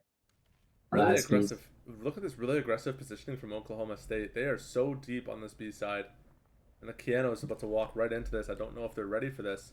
They seem to be wary of some of these common angles, but I don't know if Shoku is prepared to clear out Leroy here in this window. As they cross, Leroy will take a shot onto Kurz and he'll run away and reposition. Yeah, I know that the Huskies tried to play for first pick here. Brody tried to push up here. Didn't realize they will push up with the ace right there. Far back, but now leaving them in a 2v3 situation. Not much time to work on with 20 seconds left. Oklahoma State just getting shot from the back, chased with a flank around. Yeah, it's funny. On MW2, the Huskies, we knew them for having tougher respawns but really solid SNDs, and now on MW3, it seems to be that their respawns look way better than their SND. I'm not sure if it's the maps or the speed, but something just needs to get cleaned up a little bit on these search and destroys. For sure. But the Huskies practice a lot on hardpoint, but not as much as we want to for the SMD wise. But everyone does have a general idea of what they want to do, and we do have good plays that we want to do, but just sometimes not executed the way we wanted to. Yeah, as of today, the Huskies haven't won an SND yet, and they're on track to go down in this third one here. Hopefully we can see that course corrected for the next match after this one resolves. We'd love to see the Huskies go on to play a fourth match and hopefully find that search and destroy victory that they've been pushing for. I think a lot of it really has to do with just these isolated 1v1s. Like the setups that they're doing, they're very aggressive and they're very strong, but they're not always playing in tradable places, and they're leaving some big openings. And Oklahoma State has done a good job of scouting that out. They seem to know that this A side is weak and this A outer especially is weak, and they've begun their siege of this A side. They're going to begin their crunch onto Shoku, but Exelios will actually find the first opening pick of the map. Yeah, so now they kind of recognize they kind of rotated over to A and now playing that angle. Let's see how the Huskies can rehandle knowing where the positioning is, but don't know that 3 is still open in P3 and back up A Street there. But Oklahoma stuck. I don't know if Stop they're getting gonna get this P1. one. They only have 30 seconds to plant, or 13 seconds to plant. Leroy will find one.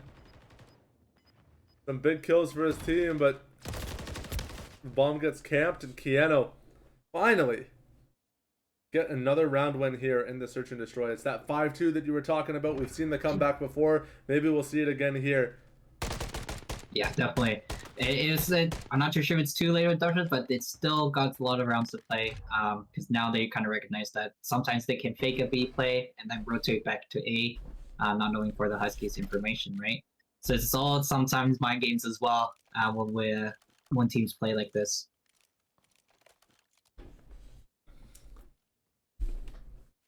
Huskies. Let's see what they plan for this bomb site. They're gonna go rush to B or to A here. So it seems like could be a make quick B play here, knowing that one cross to B. See if we can get picked off here with some trades here, but wow. Roy in a hefty situation with all of them flooding him at once. Hopefully you get that free plant slides here. No, I love this position that Kurz is playing. Because even though it's a common angle, it's not an anticipated position. Yeah, he's going to find 2 off that. They're not expecting him to be that deep on the post plant setup. That's excellent work from Kurz. And now Gunter against the world. I don't think he's going to get it. He's going to try his best. Definitely, with all the angles covered and all the lanes back, they're untradeable positions. It's impossible for him to make the 1v4 situation there to happen. But the Huskies making it 5-3, slowly creeping up in each rounds here, so having a potential win. Reverse sweep angle for Kiano, 5-3. In favor of Oklahoma State. The Huskies, they went down pretty heavy at the beginning, but they're starting to show some signs of life here after a flawless round victory. They're on the attack. Now Oklahoma State is going to switch back to their offense, and Kiano is going to try to get some spam down mid as Kurz shoots out throws some shots out mid lane. Kurz usually plays the SMG for Kiano, but I think he's on the assault rifle this time around. Yeah, a lot of this maps now is like AR heavy. Subs are hard to fight on the long range here, but you got Oklahoma State now gaining that control. They weren't able to recognize that they went to B fast here, leaving Brody back into his site by himself there. So there's able to find one, but leaves Shoku in a 1v3 situation for map point here, which Oklahoma State just close out the map for themselves here, leaving Huskies 6-3. Yeah, I mean, Oklahoma State did a really good job of conditioning. Virtually every attacking half, they did a slow default and then would start B side and fake A, and they did that I think 2 or 3 times in their attack. So the last round here for the mix-up, they just hard commit to the B rush, and Brody just got caught off guard. He overextended his positioning and didn't put himself in a spot where his teammates could realistically save him in time, and unfortunately that means Oklahoma State will be taking the second map here of the best of 3 set, which means we are going to another control tiebreaker here today. This is our second one of the day, control tiebreaker for Kiano.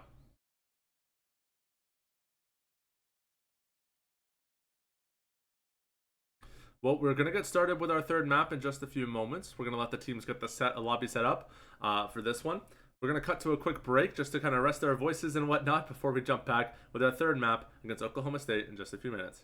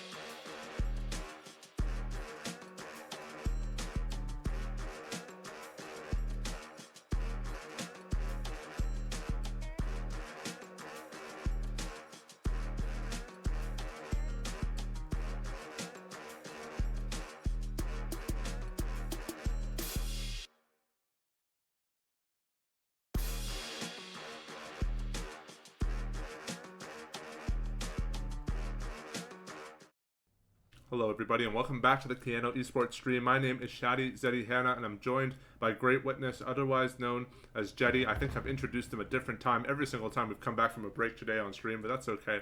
Jetty, Great Witness, man of many names, man of many talents, Call of Duty player, Call of Duty captain in some cases, and in this case, Call of Duty caster. So, Jetty, what do you have to say about today's match, this tiebreaker on Control on Karachi? Honestly, the boys are looking good on respawns in general. So to see if they can just keep that up, they probably just relied on that a lot throughout the course of this whole CXP matchup. The S&D wasn't looking good to them. Maybe it's just not a good day for them for the S&D wise. But now look at them getting a 3-piece. The kill feed there for respawn is great. Great to see that. And the boys probably know they haven't lost mentality just because knowing how they played from the last Karachi. So we'll see if they can show this up for this one here too. Kiano, they're falling behind here a little bit in this control so far. We've seen them be comfortable conceding that early point, but usually they're doing it to preserve their life pool. But in fact, Kiano is not only down in lives, but they've also given up the first point. And the last point they've left is this B site. And if Kiano loses control of this B site, I mean, we've talked about what happens on this control when that B site goes down. That is a very difficult site to take control over. Yeah, definitely. It was a little scary because the Huskies did not early set up for this B when the A was getting fully captured already. So now they were in a decent spot right now, playing off picks, holding our lanes, and getting some control. And Shoku, the grade 2 piece, to have that top right control, making it easier for the Huskies. Yeah, Shoku came up big for the Huskies there. That barrel stuff slide kill really just kind of shut down Oklahoma State's momentum, put him in a position where he had the capacity to kind of chill out a little bit, but he is going to get chased down by Leroy, and now Oklahoma State is going to set their sights on to this bomb site. Yeah, definitely here. Oh, he didn't even have his gun out, Shoku. What are you doing? He was running at you with his knife. He didn't even have his gun out. Serum. Oh my goodness, Exilius with a great 3-piece. For Oakland not able to push through for being 2 down from there. So great work from him.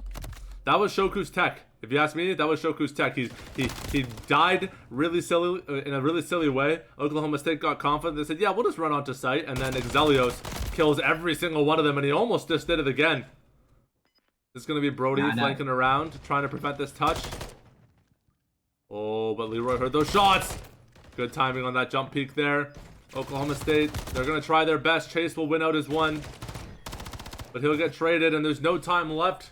Kiano will take the defending side against Oklahoma State off the back of an excellent play from Exelios. Yeah, huge from the boys being able to trade out from each individual side. They were kind of staggered a little bit, but able to bring that back. And if I'm being honest, there was a lot going on, and I didn't realize how much time they have left before Oklahoma was not able to capture that point there. Not enough to deal with Exelios, the GOAT, the defense, the iron wall on defense. But now, let's see what the Huskies gonna go for here. I do kind of want to see that. Yeah, I was about to actually say it. So I do want to see them make it a B player, making it harder for them to capture, kind of get the control for A. But it seems like the boys are going to be pushing for for B, and get that early cap on there. So great patience from Exelius here just to get into that pick off first, and now they're able to rotate over and get that B control here. Exelios finding first blood on the attacking round. He protect, but he also attack, and now Kiano, they've breached onto this B site, and they're going to try to get this one first. And honestly, if they could get away with this, this is a steal and a half. Like, this would be absolutely game-changing for them if they're able to get full control of that B site, but I don't think Oklahoma State's just going to give it to them for free, and Kiano is realizing that. If they want this, they're going to have to fight for it. Oh, definitely, for sure. They're still going to try to get that B, knowing that one is still on there, but don't know which corner he's playing, so if they're able to get that pick off and get that first call, but... Good movement from Kurz. Ooh. Just shows a little bit of his skin for is to get that, but then we got that great trade-off from here, and now we got a great setup for Husky for that B control here. So many silly barrel stuff kills in this map. The timings are just absolutely hilarious, and I think Keanu's actually going to have this. Look at this play from Shoku, though. He's already kind of holding towards his A site. He knows that Oklahoma's going to want to start getting set up around here, and he's on an absolute journey right now. Oh, and I think he saw Chase. He's actually going to get shot in the back off that spawn from Gunter. That's going to even things out a little bit for Oklahoma. Huskies lead by 8 lives here, and they've taken the arguably hard site early, which means that they're going to have the rest of this game to figure out how they want to crack open this A site. Yeah, definitely. I think he's just trying to get that top 30 control, which Kurz have a big 2-piece getting off that top there. That's a huge place to be in for having that A control. So looks like they're getting a pinch around. Kurz knowing that someone is around, but did not see him rotated over. Yeah, I mean, Kurz is just playing some great angles right now. He is really just playing with his food a little bit. Oh, definitely. Kurz just going around. Another like barrel. Look at that. Like what am I looking at, man? He just barrel stuffed him over the corner of the ledge. That's just disrespectful. Oh, another melee, and Serum whipped out the brass knuckles for this one. For sure. See what the Huskies can do.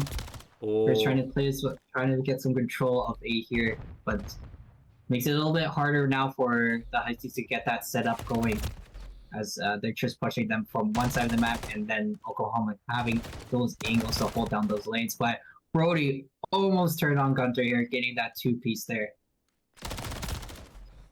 Yeah, no, they had a life advantage, a really significant life advantage, and it's not starting to look too significant any longer. Only 15 seconds remaining. The Huskies, they need to start finding some pivotal frags here. But Oklahoma State, actually, they've swung this. 5 seconds remaining for Keanu. They have to try. 3 seconds left, but Oklahoma has that angle. Oh, Keanu touched with 0 seconds left. Oh. That's got to be like 0.01 seconds or something on the clock. That was crazy. And if they were to cap that, because they came to basically lives from there, man, if somehow he was able to play those live there, that would have been amazing control to have. So close for Keanu. Husky has a 1 point out the control, but it just kept coming from that one lane and weren't able to set up as they wanted to for that 8 point there. Great B cap, but maybe they might switch it up for the next round here, getting A for the next time. Keanu going to look to go for another kind of balanced lane default defense here. I do like the Huskies knowing that they might push B here because they weren't able to go for that, but here they're just getting us on trade-offs, knowing that they're going for B. Everyone's just rotating over, trying to hold their lanes. Goku not able to get that second one there, but Exilius is there for the trade. Exilius, I mean, he's been a star on these defensive sides.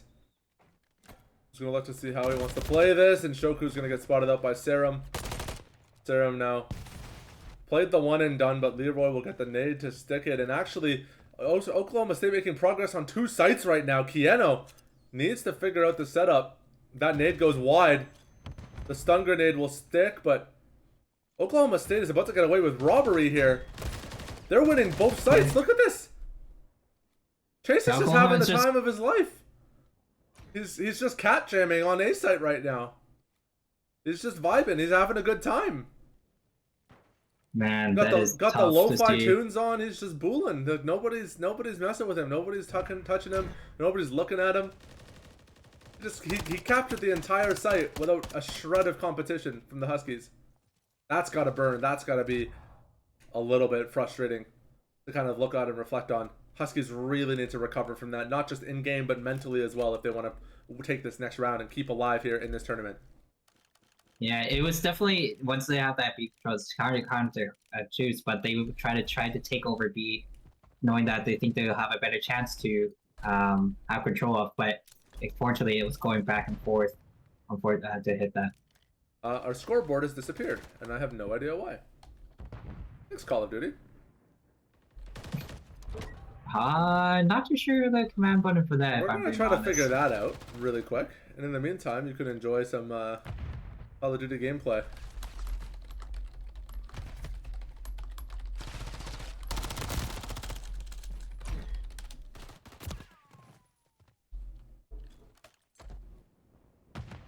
Keanu just trying to hold down this A site. Alright.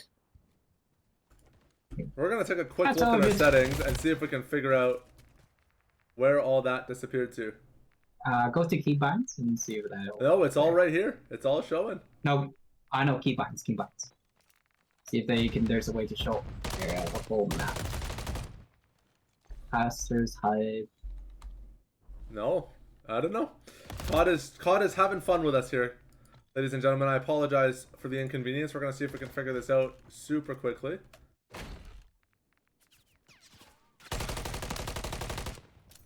Push delete. Yeah.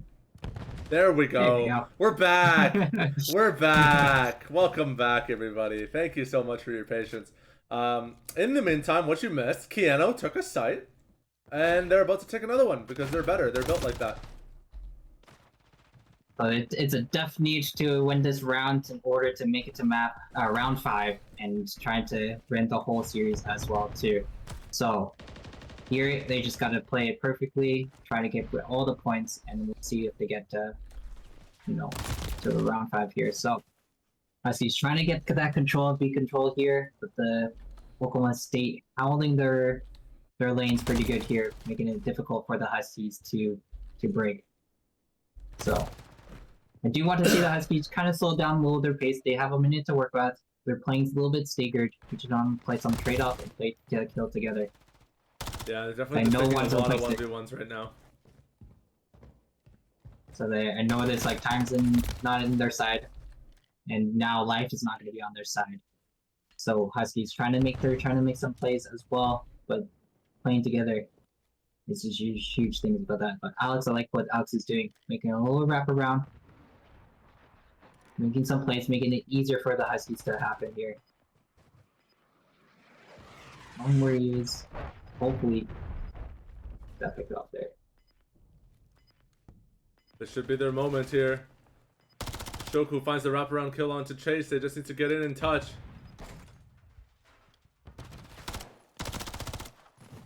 This could be good for them, as the Huskies have full control of the site and all 4 players are alive now. Shoku gets taken down. Gunter takes down Kurz. It's a 2v4 onto site. Exelios finds one. Brody finds another. Exelios, you've come up big before. Can you do it again? No! Oklahoma State takes control. Shoku has to get in there and retake. Touches the point for the contest. Looks into the wrong angle. It's got to be Kurz. 2 seconds left. 1 second left. Kurz gets taken down. And Oklahoma State walks away with the control map, the set, and ends the Huskies' run in today's CXP kickoff tournament. Man, the Huskies was playing really good COD for sure throughout the whole series in general. It's just can't just these round wins here. I know SD wasn't their great performance here, but I know they tried to play their best to their abilities when it comes to these matches. Looked like the Huskies would go when they took that B control. Looked like could have been an easier transfer throw there, but didn't recognize how hard it was to get that full control. Huskies in general play their hearts out to the best of their abilities. They just didn't, unfortunately, to have that thing to the end here. It was a tough game and a tough set.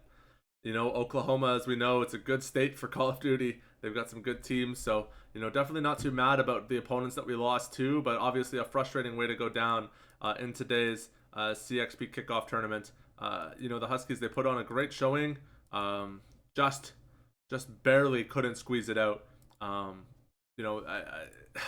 Tough because they put so much work into this. They would go 2-2 on the day. They had some good matches, but ultimately not able to take the victory today. Lots of learning moments going into the winter semester for when we officially start things back up with CXP. and the recently revived and refurbished CCL in the winter. So lots of learning before those bigger and more prestigious competitions in the winter semester. Yeah, no, definitely. There's still a lot of learning to do. A lot of maybe some communications area, but or just some plays going on. But in general, there's always a lot of room to work with in order to make this team a little bit better through for the winter term. So it's a great fitting to get in there, knowing where we're kind of starting at, knowing what we need to work on. But the boys a lot of times feel a lot of confidence coming into each and every matches as well. Yeah, absolutely. Jed, I want to thank you so much for joining me on stream today. It was a lot of fun having you on the commentary desk with me for today's tournament. And thank you to everybody that tuned into the stream and supported the Huskies in their CXP kickoff. That's going to wrap things up on the Kano Esports channel. We won't be back until the new year. So we look forward to seeing all of you join us again for more Call of Duty, more Overwatch, and more Valorant in January 2024. This is Shadi Hanna, Zeddy, head coach of the Canada Esports program, signing off for the end of the semester. Have a happy holiday break, everyone, and we look forward to seeing you again in 2024.